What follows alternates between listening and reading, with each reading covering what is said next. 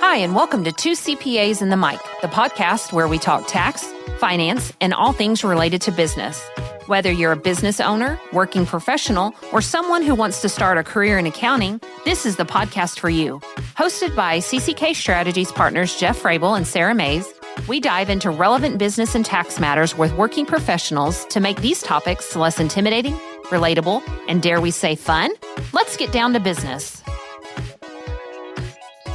Welcome to this week's episode of Two CPAs and The Mic. We are so glad you're joining us again. We are here to cover relevant business and tax topics. We're doing it by applying straight talk, practical information without all the jargon and stuffiness that's normally associated with our profession. And let me tell you what, you do not want to miss today's episode. If you are an entrepreneur, if you are a student, if you are new to industry as a whole, you need to stay on this podcast. If you're lacing up your shoes to go on a walk or a run, I promise you will not be disappointed.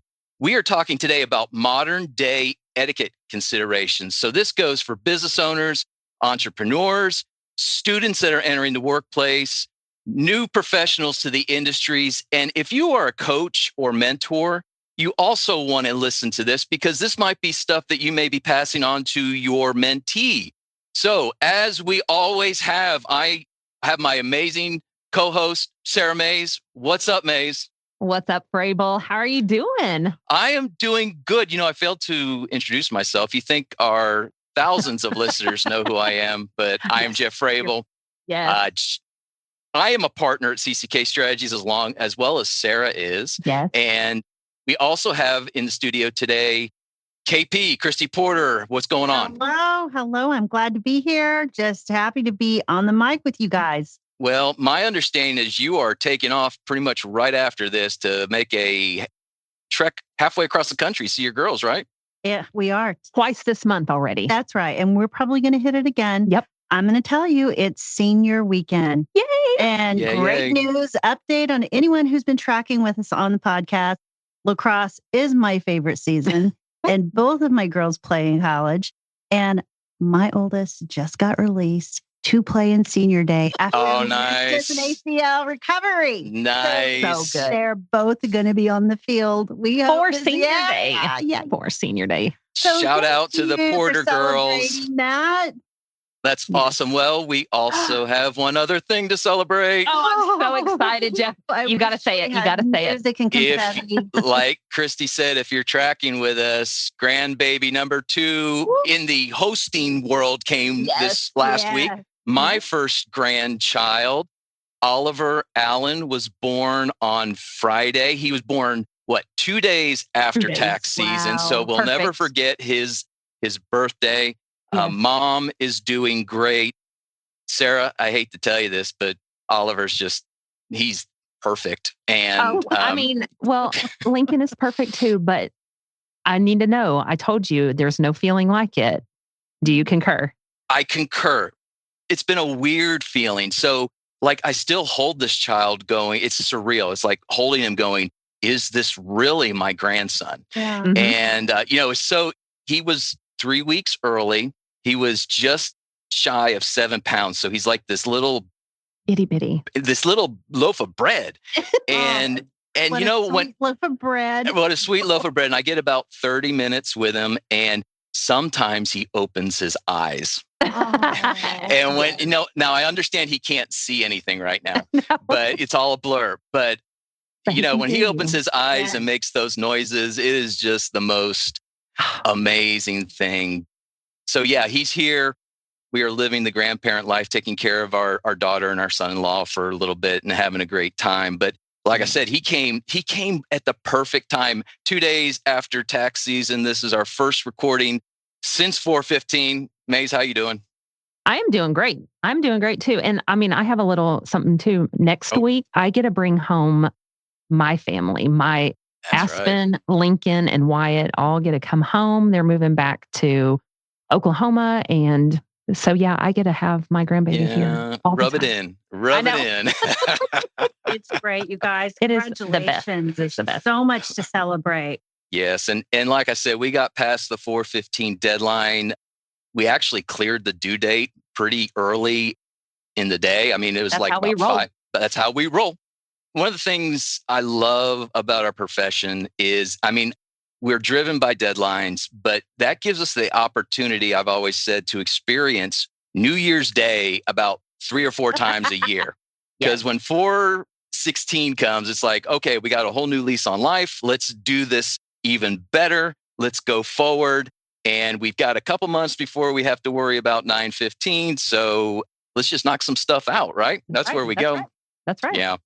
So we are back in the studio today. Like I said, we have got a really cool topic. We're going to be talking about etiquette. We're going to be talking about business etiquette. So, Sarah, when I say the word etiquette, what comes to mind for you? It makes me really nervous. I'm really, really nervous today. And why is that? Am I on my best behavior? I've got sweaty palms, and I shook Rachel's hand this morning. I'm like, oh, did it just slide right off? Well, I think we're going to find out that we are worrying about some things we don't need to worry about. And maybe there's some things we do need to worry about. When we talk about etiquette, or when people think about etiquette, they think about which fork do I use and all that kind of stuff. But there's a whole different thing in the business world that we refer to as business etiquette. One of the funniest cues that I've picked up over the last several years, you sit down at these business luncheons and there's like a bread plate and there's a drink and everyone goes, is this your drink or is it my drink? I have a friend that told me, and we're not in the same studio doing this, but if you hold up your hands and it's like one is a B and one is a D, if you kind of move your thumb in. And so on the right, it looks like a D, that's your drink. Mm-hmm. And on the left, it looks like a B, that's your bread. And I have used that over and over again. Love it. Yeah, love it. But we are going to get so much more into the details of this. Our guest today is Rachel Wagner. And we always talk about divine appointments and God connecting the dots. I've known Rachel for many years. We connected through the Bixby Metro Chamber. She is an expert in etiquette. And Rachel, we are so glad to have you on the podcast today. Welcome, Rachel. How are you today, ma'am? Jeff, thank you so very much for inviting me to be on the podcast. And congratulations on your first grandbaby, Oliver. I'm so glad you're having some time with him and your daughter and son-in-law. Yeah, we're having a good time. Rachel, one of the things we like to do with our guests is just as a high-level introduction, tell us who Rachel is. Give us a little bit of your background, your experience, your specialties. You are an expert in etiquette. How did that become a passion? And why do you think this topic is important? In other words, why should people listen to you? That's a great question, Jeff. Actually, my background is I grew up in Kentucky. So I believe every Southern girl growing up in Kentucky, our DNA is that we have good manners because that's just how we're taught. Yeah. And my mother happened to be a home economics teacher back in the day when you could get a home ec degree. So it was just something I grew up with. But after I married and moved to Wisconsin, I was teaching 8th grade English. I had a bachelor's degree and I was teaching 8th grade English. And I just felt, I'm just getting tired of grading papers. And about that time, I read about in the Wisconsin State Journal, which was the newspaper in Madison, Wisconsin, I read about a woman who had gone to the Protocol School of Washington, and she was now back in Madison teaching dining etiquette and other types of etiquette. And it just put something in my spirit as like, that's what I want to do. Oh, that's good. And about the same time, my husband and I happened to go on our first cruise. And this was when at cruise dinners at night, there would be 3 forks to the left of your plate and that type of thing. And I didn't quite grow up with 3 forks to the left of my plate. But one day when it was a day at sea, there was a class on how to understand the formal place setting. So I went to that class and it was like, I want to do this. So it was just kind of a combination. So after we moved to Tulsa, I actually went out to the Protocol School of Washington, got my training in licensing, and then came back to Tulsa and started a business. And it's something, I'm in my 19th year this year. So it's something that the business has grown. I'm passionate about it now, as much now, or actually more so now than I even was back then, because there's such a need for it in every industry. Mm-hmm. So, Rachel, what type of individuals, and I guess maybe what's the extent of your practice? Who do you teach? I'm assuming it's everybody from X to Y. What are those X's and Y's? You're correct, Jeff. It's every industry. I've done some one-on-one coaching, but mostly I go out and do group trainings, group seminars, everything from banking and financial to the oil and gas industry, manufacturing, biotech.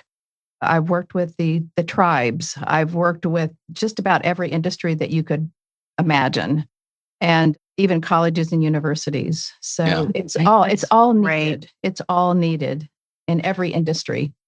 Well, I actually took a business etiquette class in college. I'll never forget it. I don't know if it was really the final or whatever, but I went to school in Western Oklahoma. We went to Oklahoma City for a fancy dinner where we got to use what we learned. So it is something that is needed. It's something that should be taught. But so as we kind of transition into some of these things, Rachel, so that we're kind of all on the same page, what does etiquette mean? What does it really entail? And why is it important? I mean, do you really make that much of a first impression with certain people? Does it show your social intelligence? Why is this really important? It absolutely shows your intelligence, your social intelligence. In fact, I was just working this last week with business students down at Cameron University, and we went through some of the things that we've already talked about here, a little bit about the dining etiquette and just how you present yourself, your handshake, all of that. But sometimes people think of etiquette as some stuffy word, and they think of, curtsies and what's high tea. Gracefully and grandly. Yeah. But I don't know what high tea is. There are a couple of different definitions. But, really etiquette, it's all about how to be a courteous human being when you're interacting with people socially, when you're interacting with people in business. And yes, it does involve some rules, some norms, some customs, and sometimes the word rules kind of turns people off, but there are some rules, and there is another taking it up a notch, a protocol to doing things a certain way. So it's part of how we interact, treating people with respect, showing them that we value them in all of our interactions, whether socially or in business. And it's important because when you meet someone for the first time, you get an immediate impression of that person. And usually it takes about 10 seconds to make an impression of a person, and you decide, do I like this person, or did they do something that reflects on them in a negative way? And you kind of dismiss them as maybe they're not a person that you would want to interact with or engage in business with. Yeah. So as much as we like to think that maybe that isn't important, first impressions really are, and the way that you interact with people could really impact that first impression. So I want to have fun with this topic as we go through, but on a scale of 1 to 10, I love this question. On a scale, when you go into what you do with, let's say, an organization, on a scale of 1 to 10, how bad are business professionals at this? I mean, when you see that first impression, 1 being horrible and 10 being they've made it all the way through Rachel Wagner's training. Why do you want to know this information? Because I want to set the stage for our audience. I want to know where I land, actually. No, That's exactly what I was thinking. Thank you, Sarah. I know. I wanted to know where I land. Yeah, when you met Sara Mays, was she on a... I put her up at a 10. Whoa, yeah.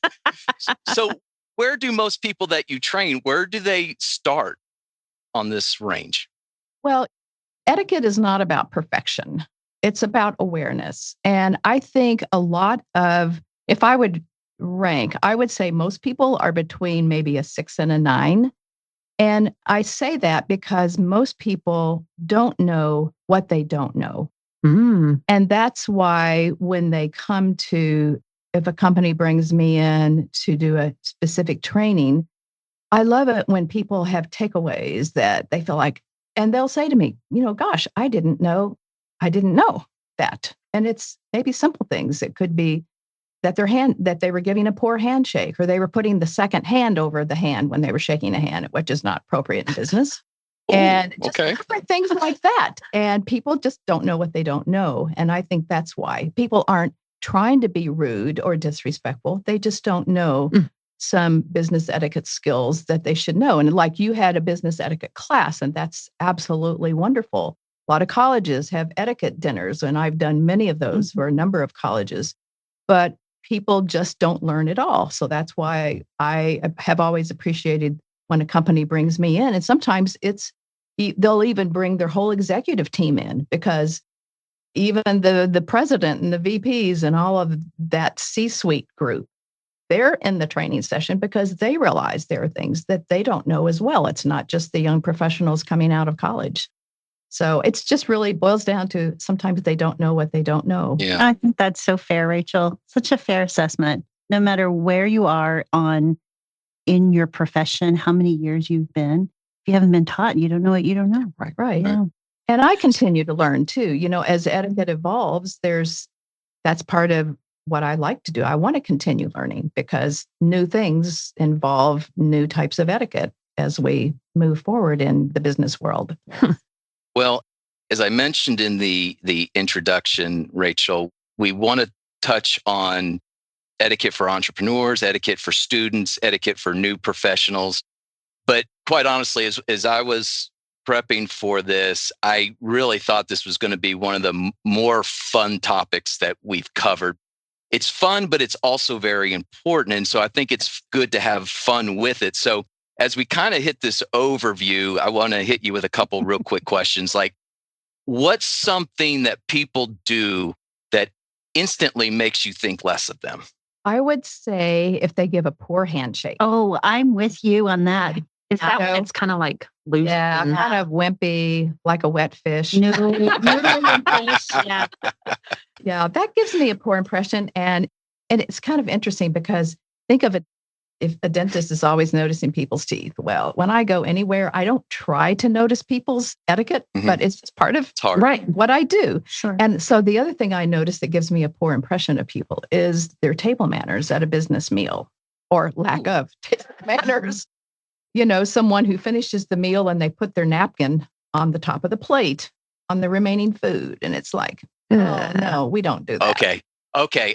I got to jump in here because this wiping your nose with the napkin. Yes or no, or how do you do it? No, I got to know. No. So when I do my dining etiquette sessions, we have about 5 things we talk about napkin etiquette, when to put it in your lap and that type of thing. And one of the no-nos is to never wipe your nose with it. I always tell the men, carry a handkerchief with you, and that's what you need to use on your nose, not your napkin. But I see that, and that's another thing that it's like, oh, that's funny. Just doesn't give a good impression. Well, your comment about the first impression and the handshake, I will tell you that if I ever meet a child and that child sticks out their hand and shakes my hand and makes eye contact with me, and I'm by child, I mean, I don't want to make it like under 10. I mean, a teenager. Yes. It is so impressive. So I could see why that would be an immediate first impression in the business world for sure. Well, let's just shout out Morgan Beecham's son. Yes. Oh my goodness. Yes. Teammate, Rachel.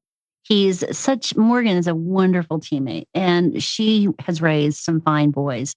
And Jeff shared with the team that when he first met one of her sons, the handshake. When I met them all, they all did it. They all did it. It's a testament to parents. I mean, it really is. It is. And I've met teenagers like that too. And it's like, wow, they've been brought up well. The parents are modeling that. And it's very impressive. Okay, Rachel, what's the biggest etiquette myth that needs to die? What's something that we all think is really important, but just kind of needs to go away? Oh, there's lots of things there. I think one of the first things in business is giving a handshake that men think they should give a woman a soft, weak handshake, and that they should give a man a firm handshake. Absolutely not. But, the thing is in business, everything is considered gender neutral. So a man gives a woman a firm handshake, just like he would give a man a firm handshake. So that's one of the things. And I think the other thing is People present their business cards incorrectly. They present it sideways, and it should always be presented with the print facing the person receiving it. And people, and it's just one of those other things that people don't know what they don't know. So it's maybe not a big thing, but it is a little thing that makes you notice. Well, that kind of leads into my next question about what's the most surprising rule that people don't know. That sounds like one of them. What might be another one? I would say it's probably an overall about their body language. It's kind of a big topic, but people sometimes aren't aware how their body language is affecting their professional presence and how they meet people. So, and that includes their handshake. That's part of their body language. You mentioned eye contact. So people sometimes just aren't aware that those things are as important as they are. Standing to shake hands with someone, giving a correct introduction, how to introduce people. People tend to not know how to make a correct introduction. Like if you're at a networking event or a reception and you meet someone and you need to introduce them to whoever you're with, it's like, well, how do I give that introduction? So those would be a couple of things that just people sometimes don't realize that they matter as much as they do. I tell you, I'm sure all of us could go off on a tangent on all of these, or we'll be here for 2 hours, and we may have to pay you for your consulting. But lastly, what's something in etiquette that used to matter, but really, I think you kind of mentioned this before, as far as etiquette changing. What's something that used to be kind of a big deal, but really isn't anymore? It's an interesting question, and I think it has more to do with perhaps our attire and how we present ourselves. And the thing that really comes to my mind there is a few years ago, it was not as acceptable in the workplace to have facial hair for the men or any type of body art. Yeah. It's a little more accepted now. Like a gentleman can have a nicely groomed beard. Mm-hmm. And it used to be when I would teach students about interview etiquette, I would say, if you had any type of body art, try to cover it up during your interview. And now it's just more acceptable. Whether we like it or not is one thing, but it is a little more acceptable than it used to be. Handbooks are changing. Right. Yeah. Hey, Christy, we had an episode where we had Victoria, our HR director, and we talked about body art. We called it tattoos and piercings. And do you remember what she said? It had to do with presenting your brand and being mindful of, we're not trying to change you, but you need to be aware of where you are and just know your surroundings. And it kind of goes back to what Rachel was saying with sometimes people don't know what they don't know, but that's definitely something I kind of always joke. If Disney's allowing cast members to show tattoos, doesn't take very long for it to happen in the workplace. So it's definitely something that has changed. And I would imagine everybody's probably experienced it in the workplace. So yeah, great comments there. I would love to dive into all of them. But like I said before, we're going to talk to the entrepreneurs, we're going to talk to the students, we're going to talk to the young professionals. So let's transition into our entrepreneurs and kind of talk about some of those big ticket items that we have that we as entrepreneurs do from a day-to-day with prospective clients, current clients, everybody that we interact with. So let's kind of jump into communication first. Are there any specific do's or don'ts as it relates to texting versus email? And like, what's the expected turnaround, or how many times should you do it, time of day? What's kind of the high level view of that communication vehicle? That's a great question, Jeff. Communication, we all know how important communication is, and we all want communication to be timely. So going back to the texting, a lot of times the young professionals, Gen Z, whatever generation they're part of, they're so used to texting, but when they get into the real work world, they have to be reminded sometimes that email is what is accepted mostly in the work world. So when you're emailing within your office, people with colleagues, you can be a little more casual, of course. You don't have to put their name on it all the time. But if you're emailing a client, especially if it's a new client or a prospect, someone you're building and developing a relationship with, that's when email needs to be a little bit more formal. And you really think of it almost like it's today's business letter. So you always want to have a greeting. dear or hi or hello. Actually, probably I wouldn't use hi right away, but maybe dear Jeff. Or if it's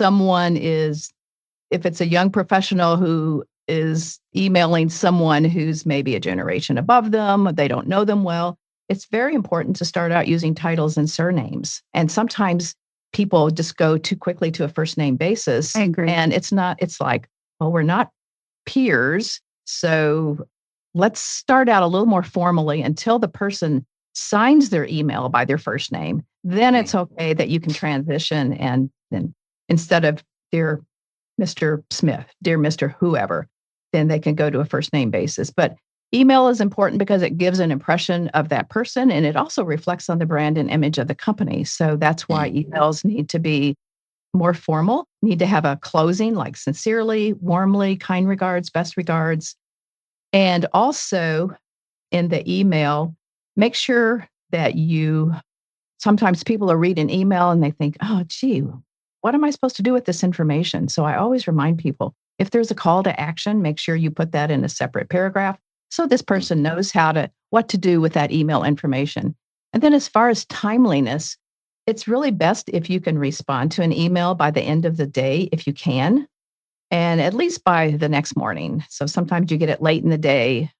And I always recommend too that if you're doing some work emails at night, and instead of emailing a person in the evening and that's maybe their personal time, it's great to be able to just schedule the email to go out the next morning, 8:30, 9 o'clock, whatever you feel is appropriate.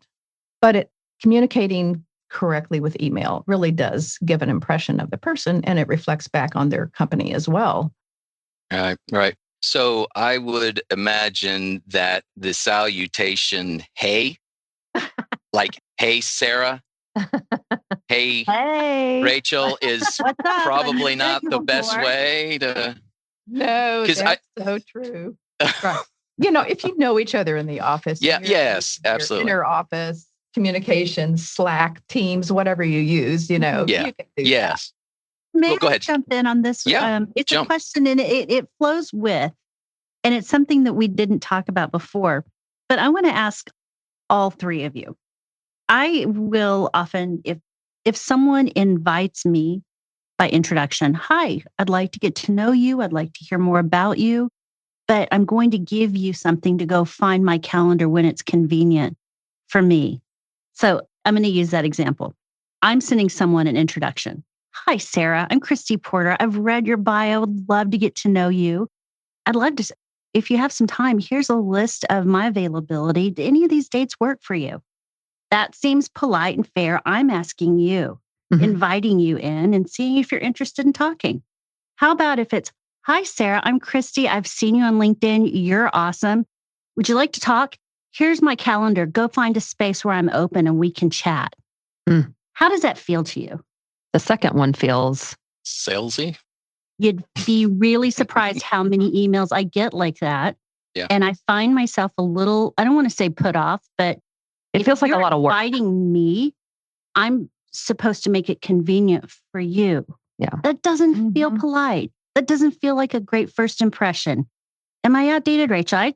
That's a real struggle for me. No, you're not outdated at all, Chrissy, because the first example would be the more appropriate one, because you want it to be appropriate and convenient for you as well. And that they've told you a little bit more about how they know you or how they're connected with you versus just a generic LinkedIn invitation. That's kind of, Christy, like saying, hey, I saw you at the bar. You're really cute. Here's my calendar. Let me know when you can go out with me. You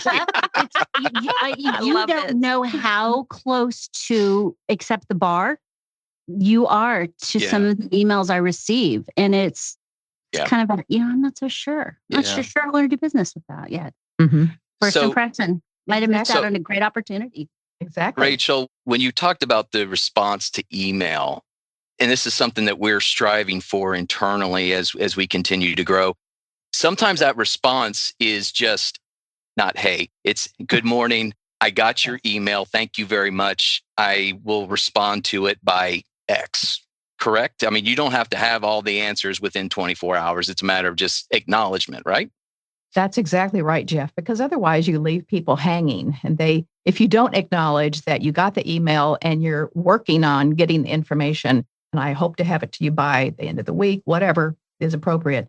That way they don't have to email you again to say, I'm just emailing to see if you got my last email. And that's a waste of everyone's time. So it's correct, absolutely correct to acknowledge it.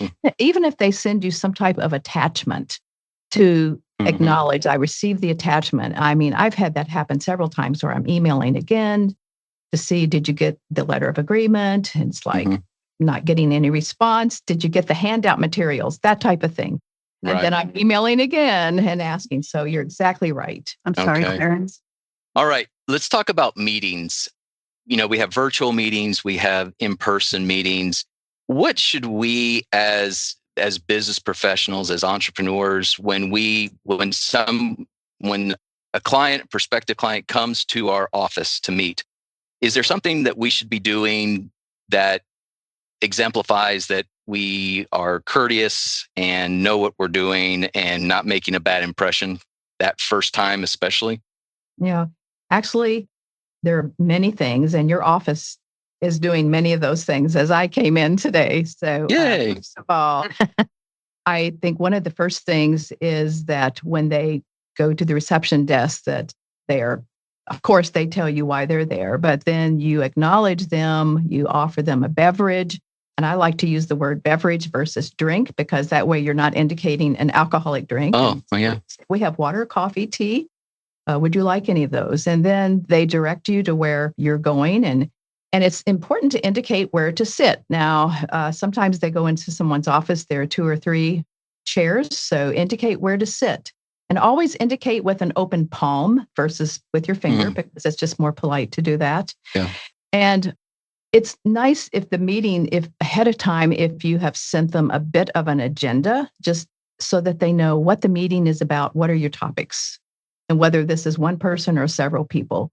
So that way, and that the meeting can stay, you can go through it, and here's the reason we're meeting. And that way, if things take a little longer, you might need to maybe determine another meeting date to finish topics, but let people know ahead of time what you want to talk about. Yeah. And then when I was talking about the handshaking, that type of thing, we talked about that earlier. You know, when you get to someone's office, you do want to shake hands with the person. You do want to shake hands when you leave the meeting. And for the one hosting, always thank your guest or your prospect for their time. You know, tell them you appreciate meeting, and maybe give a brief summary of action items at the end of the meeting before they leave, so that they know what are the next steps for each of us. Is it also proper to even follow up with an email instead of giving the list at the end of the meeting, following up with an email? Right. You can verbally say, here's some follow-up, but yes, absolutely an email, because it's nice to have that email thread so everyone can refer back to it. Great. Thank you, Sarah. So I'm assuming that a lot of these are still applicable in a virtual meeting, but is there anything specifically different for that medium versus in person? In a virtual meeting, you want to make sure, like you would in an in-person meeting, be there on time. Virtual meeting, a little early. Good idea. Yeah. A little early.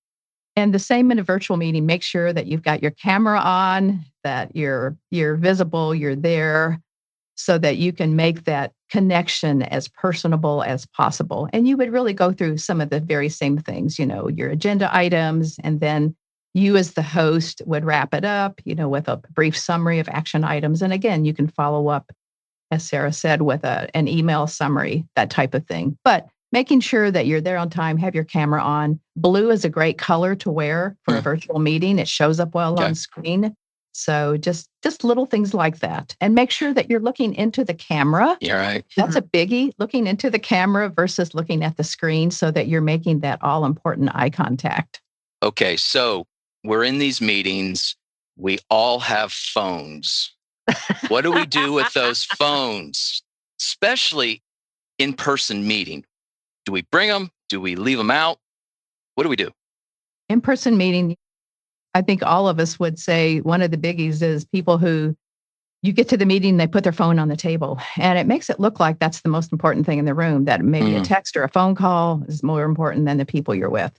So always turn it on silent, but we're human. We forget sometimes. So Make sure you've got a decent ringtone if it does ring. I like big.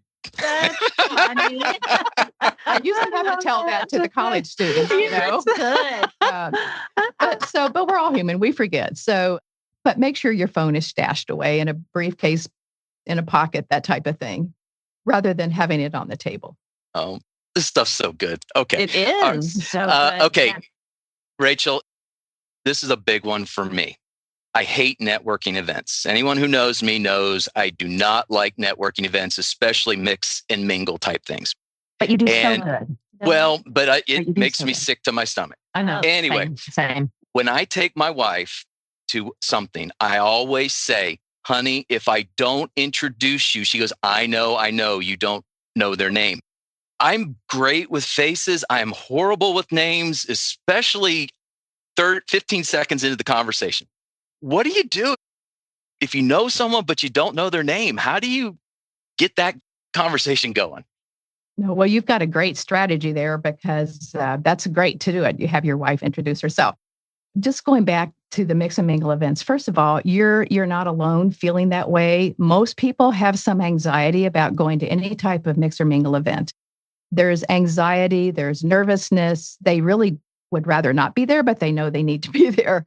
So, and the thing to remember here, as far as remembering names, the most important tip for remembering a name is just simply focusing on it when the person is introduced. And that's how I have helped myself, because I used to have a challenge with that too. And it's not that your memory is bad. It's just that people don't focus during the introduction. So just focus and get that name in your head and try to maybe relate it to someone else you know with that name. It could even be your pet's name. I used to have a cat named Holly. So if I met anyone named Holly, I would always remember that name. So relate it to someone you know. It could be your pet's name, a movie star's name, but to help you remember it. Because people... I don't know what I'm sorry. His dog whose name is Chachi. I am thinking. I'm not going to meet a Chachi. I'm sorry. I'm thinking of Austin Powers. Is it Austin Powers where he's going, moly, moly, moly, and he goes, nice to know you. He's got the Fred Savage. Yes. Yeah. Oh, okay. So I'm sorry to interrupt, Rachel. Go ahead. That's good. Because, really going back to that, people like it when you use their name in conversation. It's one of those business etiquette soft skills as an entrepreneur or someone newer in business. People like the sound of their name. So when you can use their name, it helps them to feel valued and respected, and it makes you kind of connect and build rapport with that person. You're not going to overuse it, but you're going to use it. Sarah, Christy. Sarah, Christy. Sarah, Christy. Sarah. All right. Last item in this section, and this is another big one for me. Go to lunch, coffee, whatever, with a prospective client or just someone in a business setting. Who pays? I would think it's whoever Invited. invites. Is that right? Or You're absolutely correct, Jeff. Ding, ding, ding. We did it. We did. Woo! And the interesting thing is, it's one of those business etiquette skills that some people newly, a new entrepreneur or someone new in business doesn't know. The one who invites is the one who pays. And there are lots of host and guest responsibilities that people need to know for a coffee or a business lunch, whatever they're invited to. But I'll never forget early on when I was in business and I would meet someone maybe at a chamber event or whatever, and they would say, "Oh, Rachel, I'd love to get together and learn more about what you do.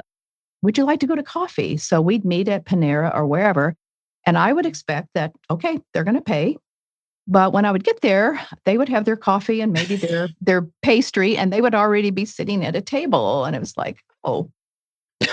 So I've had that happen a number of times. And it's like people just don't know what they don't know. Yeah. So if I was inviting Sarah or Christy or someone for coffee or lunch because I want to get to know them more and what they do, I'm the one who is paying because I did the inviting. Now, if it's different and you're internally, if you're inviting a coworker to go to lunch, obviously you're doing your own.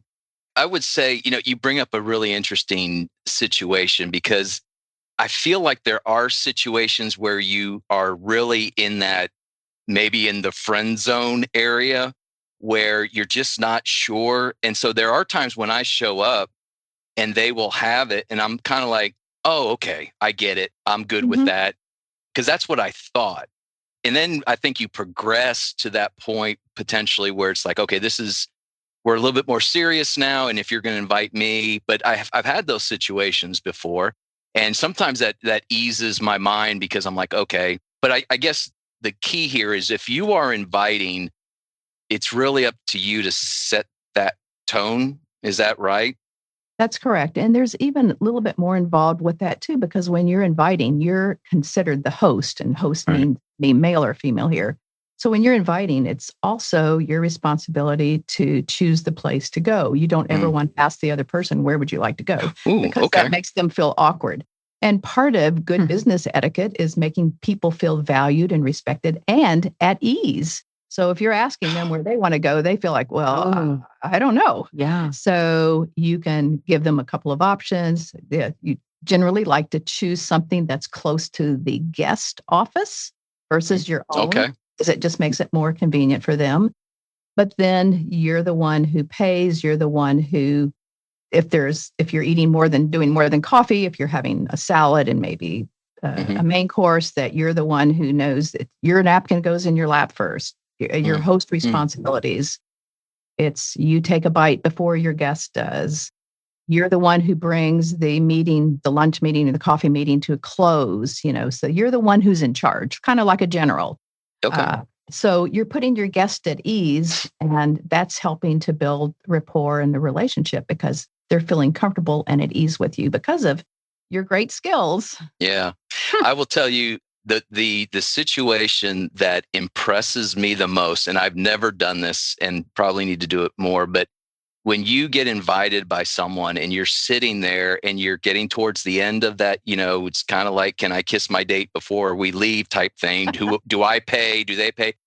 And the server brings the card to the one that invited, like, thank you, Mr. Clarence Fisher. Here is your ticket. To me, that's like they got there early. They wanted me to feel comfortable. And it just kind of is a flex in some ways going, I got you.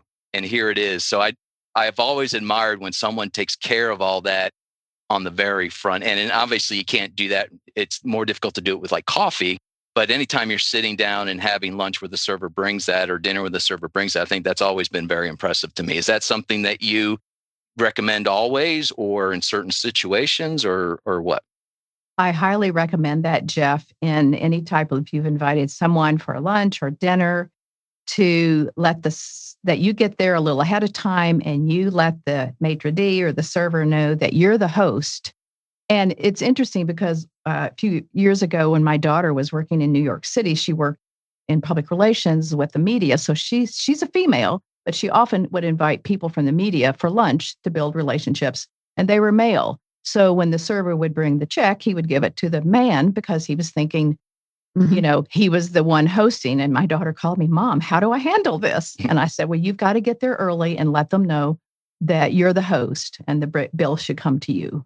And then just kind of on the related note to that, when you invite someone, I always like to recommend that you say, I would like to invite you as my guest. Oh. And then that lets them know. know. It just takes that awkwardness away. I love that. Take all the assumptions. No, assumptions go out the door. Just say, I would like to invite you as my guest, have lunch and whatever.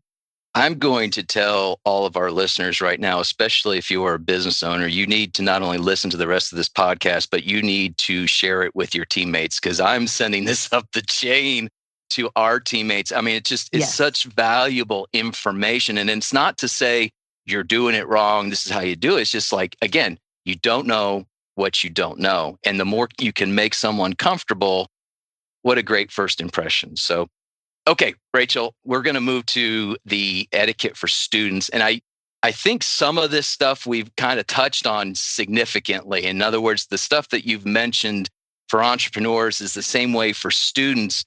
Where I'd kind of like to focus on is when you're in that, because when I say students, I'm thinking about those that are looking to move into the business arena.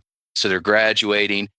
they're looking for jobs, they're interviewing. Where do you draw the line between showing of initiative versus overstepping when it comes to following up communications and things of that nature? Well, showing the initiative, if let's say they're already in a position or a job, it's never hurts to say, I've got a little more time. What else can I do? What else do you have that I can work on? Because that just shows that you're a person who's really taking the initiative. As far as when they get into interviewing, I always recommend that they have some business cards printed, just with generic cards from Vistaprint, for example, with their name, their contact information, so that they're presenting that when they get to an interview and it just looks impressive, even though they're not working yet, they don't have business cards, but to have something to present. And I just recommend everything from, I work with students a lot on just their proper handshake when they meet the person interviewing them. Proper eye contact. If it's 2 or 3 people in a row that are in a group interview, that they're giving eye contact to each person, each of the interviewers, not just the one who's interviewing or asking the questions.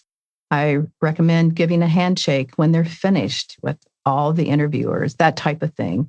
Just helps give them a leg up, helps them to stand out from their competition when they're in that interviewing process. I mean, that would be if it's a personal, in-person interview. Yeah. Anything different there as far as, because there's a lot of virtual interviews as well. And the same thing there, to show up ahead of time to make sure that you've practiced or gotten your microphone, everything ready on your whatever you're interviewing on, that you're looking into the camera, that you're, again, wearing blue, a color that shows well, and making sure that you're looking at the camera, making sure that you're not looking around the room. Make sure your phone is turned off so that it's not ringing in the interview, that type of thing. And you want to give a good impression virtually, because that leads sometimes to the next step. Right. So I skipped over this question earlier, but you've brought it up 2 different times. Business cards. Oh, thank you. I was going to ask about that. Still applicable? I mean, I kind of thought they were a dinosaur. I don't carry them around anymore. Is that what's going on in that world? What's going on in that world? No, you would think because everything is so digital today, but they truly are still part of your professional image package, if you would call it that. Because when you meet someone at an event, that's the way you have contact information to following up with each other. And that's why I recommend to students to get 50 business cards, just with their name and contact information, because it's part of just communicating. It's part of having that contact information, and the way you present them also gives an impression of you. So I always recommend to people like presenting it with the print facing the recipient. And the other thing, when you get someone's card, that you take a moment to look at it, because it has their status, their position. It's showing respect to them by taking a moment to look at it before you put it in your pocket. And I always tell men, don't put it in your back trouser pocket, because that can be offensive in some cultures. So just put it in an inside pocket or your front pocket. Okay. And always to let the person who is higher rank or status initiate the business card exchange.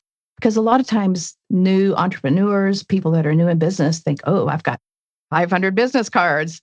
How quickly can I give these out to people? And you don't want to just give them out discriminately. You want to have some type of, the key word here is relationship. You want to have a little bit of a relationship with the person before you exchange cards. And that relationship is merely just maybe you've talked a minute or two at a reception or at a chamber event. So then you can appropriately exchange those business cards at the end of that mini conversation. Rachel, how do you feel about in any of these situations, just asking someone, Rachel, I realize we just met and I'm really enjoying this. May I share my business card? Would that be overstepping? It wouldn't be overstepping because you've asked permission, and that's key as well. But if the person you were meeting was a higher rank or status than you, then the protocol is to let them initiate the card exchange. They give you their card, and then you can say, may I give you my card? And so it's perfect to do it that way. Yeah. what if that person of higher status does not give you a card? Is that a time then that you ask to give them yours, or what? I would not do that because sometimes that person of higher rank status doesn't want you to have their contact information.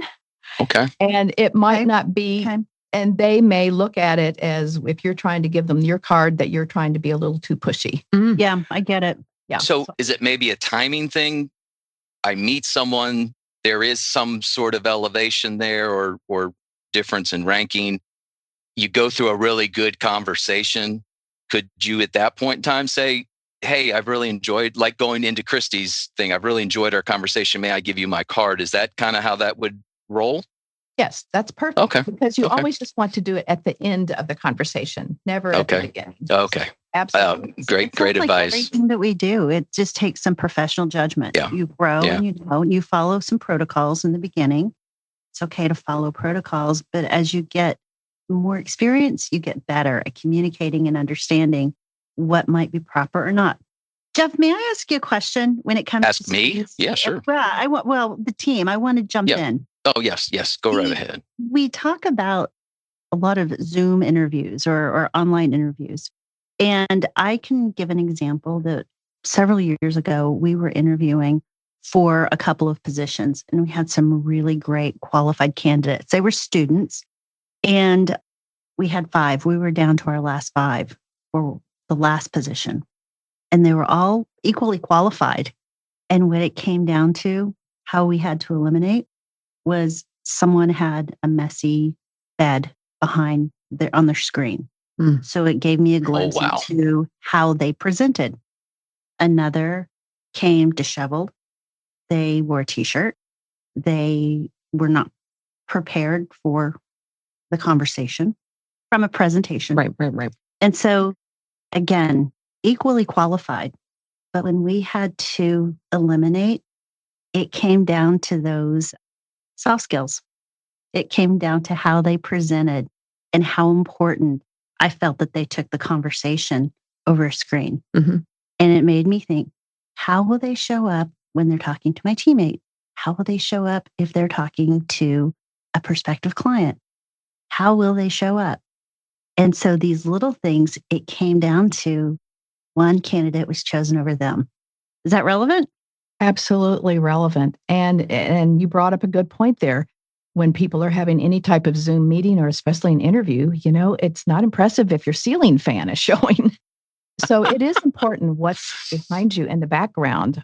Back during the pandemic, I developed a whole 1-hour Zoom etiquette course on Zoom etiquette. And that's how I stayed in business really during that time. But I told people, because I would be in Zoom meetings where I would see the open door of their bathroom behind them.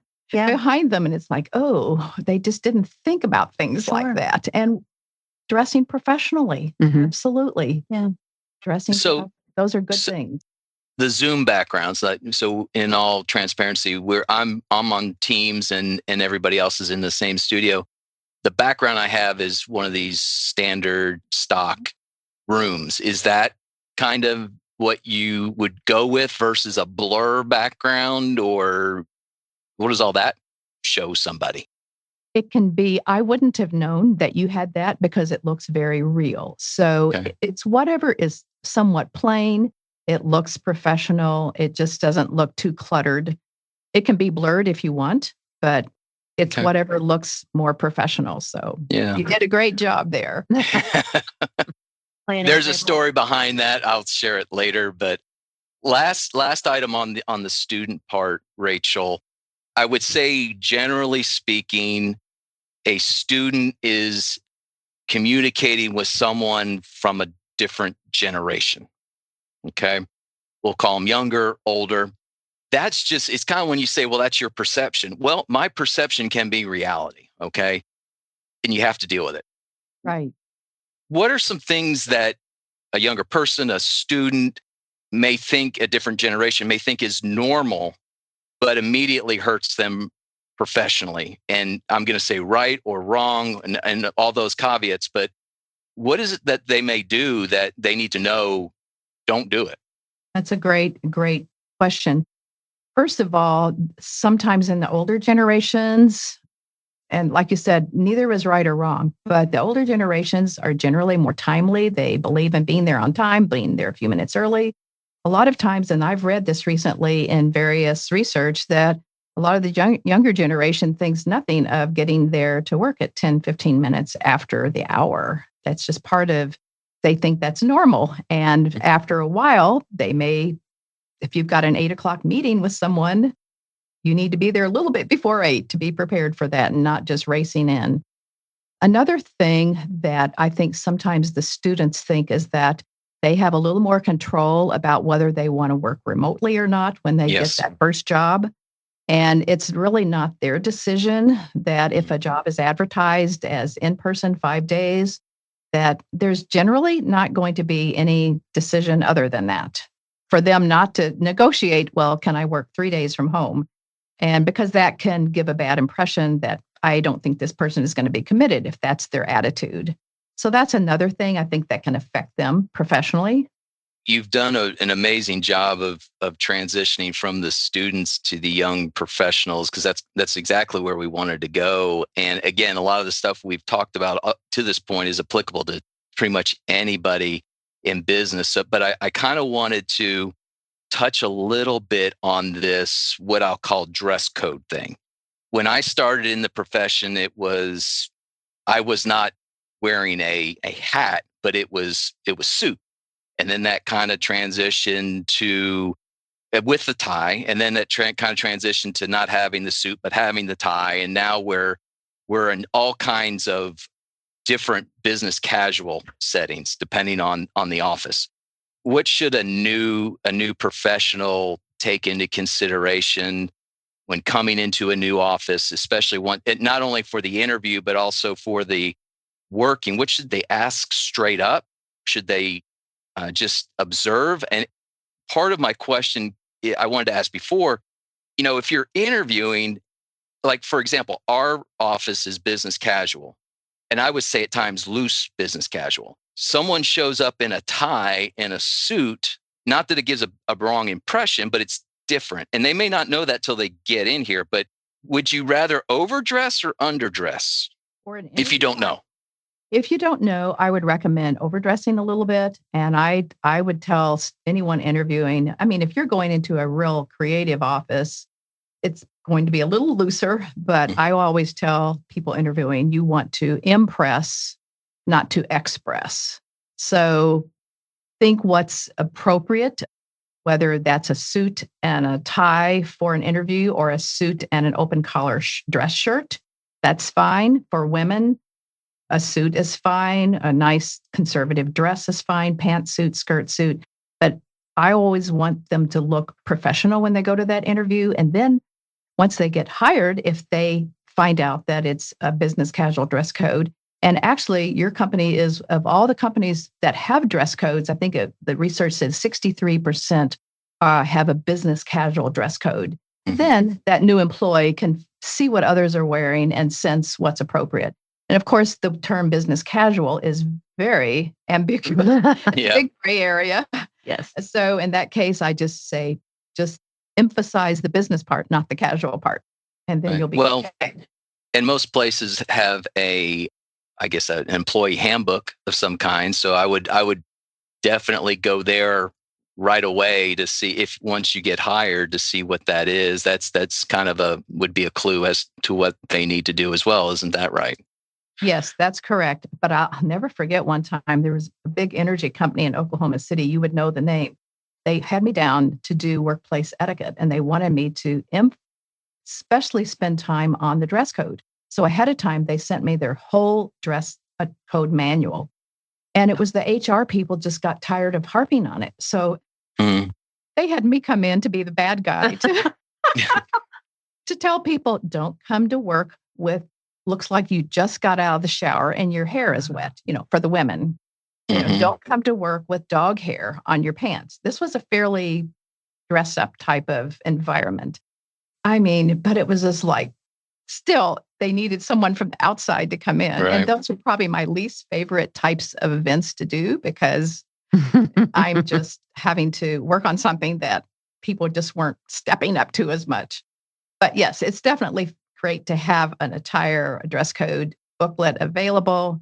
And then new employees can also, in addition to that, look at people who are maybe their supervisors, their managers, and see what they're wearing. And that usually gives them an idea of what's appropriate as well. Great stuff. All right, last question on this section, Rachel. Whoever we hire, they're always perfect. They never make mistakes or anything like that. But I'm sure in other offices, young professionals make mistakes. I mean, we all do. But when you're young, it just feels so much more grave and more of a big deal than it may actually be. When you're in that position, what's the best way to admit that maybe you made a mistake or you did something that wasn't the best or something like that? What's the best way to have that conversation, or who should that conversation be with, or how should that go? That's a great question.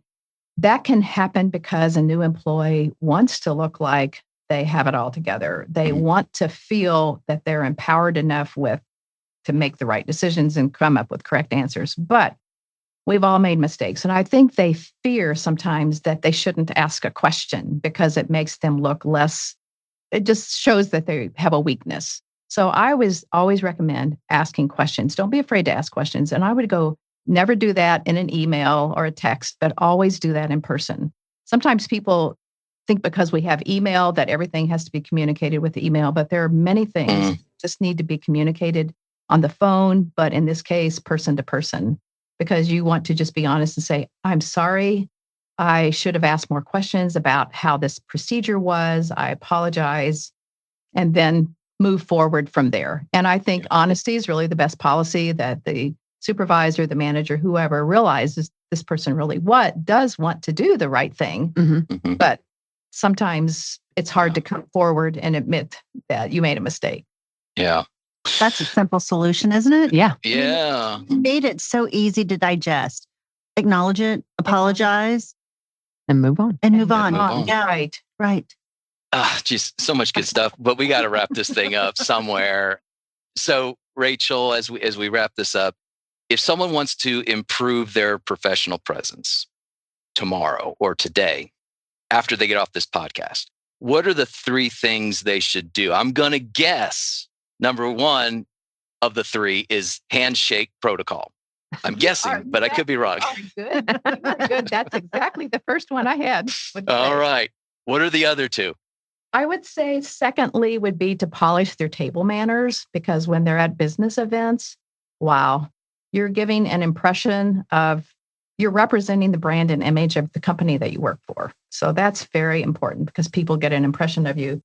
And I would say this is something we haven't covered, but I would say to not forget to write thank you notes. Yay, you said it. Oh, okay. Yes. Oh, my love language. I was going to ask that question. Yes. Yay. Go for it. So it's kind of a lost art, but it shouldn't be. So I've always recommended, for students doing interviews, send an email thank you as soon as they get back to their campus housing, whatever, but then following up with a handwritten thank you note. Oh. But also for professionals already in the work world, let's say your company sponsors a table at a fundraising dinner, you invite a couple of clients.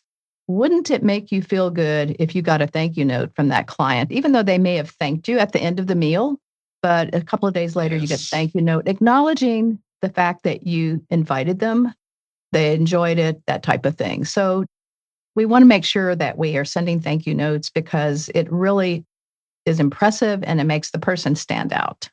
That would have been a great topic all by itself, is how do you host a table at an event like that? I guess from what I'm hearing, Rachel, I would say you almost can't go wrong by being too polite or going above and beyond in any of those situations. Is that reasonable? Absolutely reasonable, because that's what makes you stand out. That's what makes people remember you. Yeah, they're going to remember you if you do some faux pas and blunders, but how better to be remembered that you went the extra mile. You sent a thank you note. You paid for their meal when you invited them. You knew the right thing to do. Yeah. Because really that's what etiquette is all about. It's not about being perfect, but it's about showing respect and courtesy to others and making them feel valued. Okay. So, Rachel, I'm sure people listening to this are going to have questions or in their mind or things come up as they're, going about their day. Where would you direct them if they have questions about anything that they've heard today? Jeff, I would recommend they go to my website, which is etiquettetrainer.com. And if they click on blog, I have quite a few 2-minute read blog posts about just many business etiquette type topics. So if they just put in a keyword under the blog, whether they want dining etiquette, whether they want thank you note etiquette, anything they could think of, I probably have a blog post in there that are quick, easy to read. That would be a great resource for people. And what was that website again? It's etiquettetrainer.com. Okay. Etiquettetrainer.com. Etiquettetrainer.com. Go to Rachel, I knew this would be good. And oh my goodness, you just don't disappoint. Thank you so much for taking your time, sharing your energy, your expertise on all of this. It is so greatly appreciated. We do have one tradition. You may not know this, but we do have one tradition on the show as we wrap up. And I'm not going to freak you out, but it is time for rapid fire. Okay. Oh. Okay. Now, you got to see your face. Now, okay. So it's okay, Rachel, because I'm going to freak Sara out. Thank you, Rachel. I'm going to stress Sara out a little bit. Sara, do you want to do this? Would you rather? Yeah. Why don't you do it? Yeah.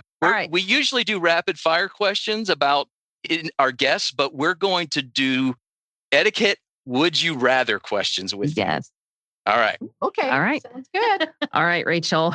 Would you rather forget to follow up or follow up too many times? I would follow up too many times. Okay, good. Because if you forget, that can leave an impression too, right? Absolutely. Yes.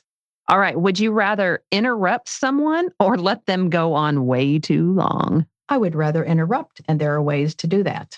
Ooh, nice. You go to etiquettetrainer.com. Yes. You have to wait until they take a breath. And then you can say, hey, it's been great to visit with you, but there's a couple of more people I want to say hello to. Nice. Mm. Ooh. I'm going to say that to Christy.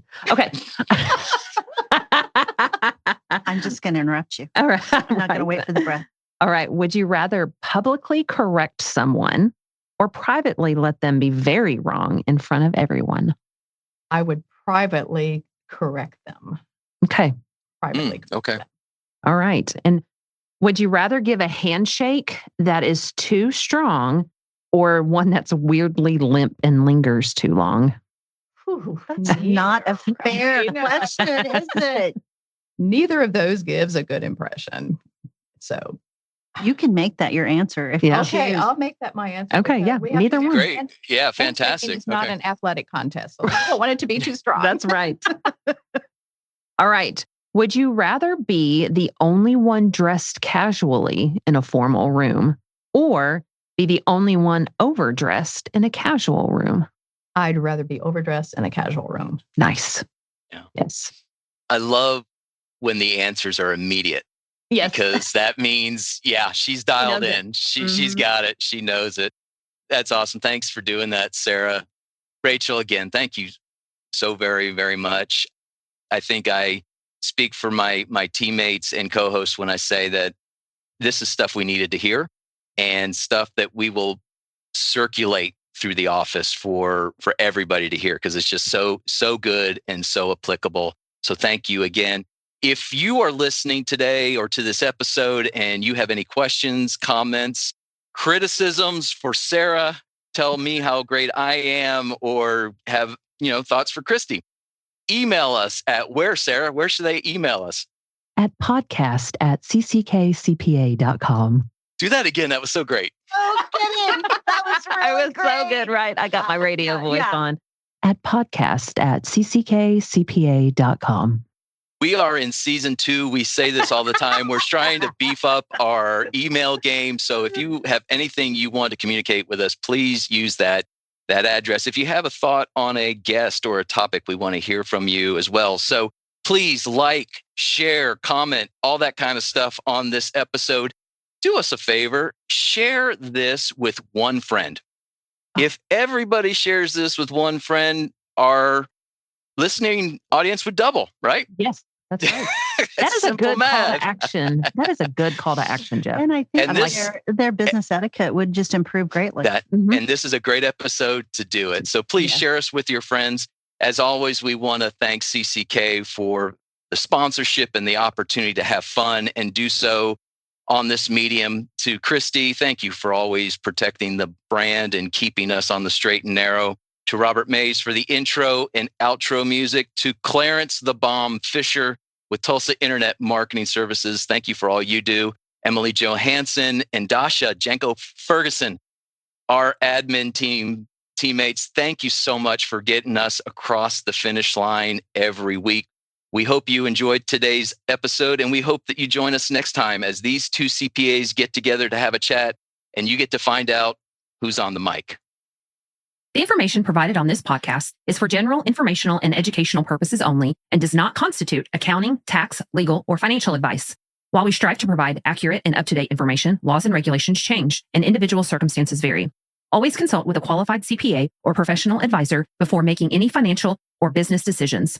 The views expressed by the hosts and guests are their own and do not necessarily reflect the opinions of any organizations they are affiliated with. Listening to this podcast does not create a client-accountant relationship. By listening to this podcast, you acknowledge and agree to those terms. And that's a wrap for this episode of Two CPAs and The Mic. If you found today's episode helpful, please subscribe, share, and leave us a review. Have questions or ideas for a topic? Reach out. We'd love to hear from you. Email us at podcast@cckcpa.com.